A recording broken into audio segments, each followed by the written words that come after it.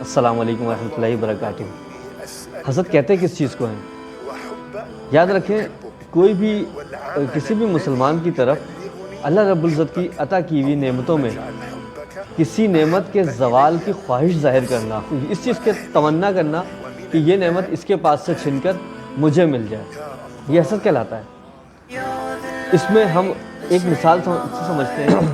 ہم دعوتوں میں جاتے ہیں تو ہم کسی کو دیکھ کے اس کی تعریفیں کرتے ہیں کہ یار بہت اچھے لگ رہے ہو آپ، حالانکہ وہ الفاظ ہمارے زبان سے تو ادا ہو رہے ہیں صرف ایک خوش آمدی طریقے سے، لیکن جب ہم واپسی آتے ہیں اس پارٹی سے نکل کے، اس دعوت سے نکل کے، اس محفل سے نکل کے ہم واپسی آتے ہیں اور دوستوں کی نارمل گیدرنگ میں بیٹھتے ہیں تو ہم کیا کہتے ہیں؟ فلانے کو دیکھا تھا کیسا لگ رہا تھا، عجیب سا لگ رہا تھا،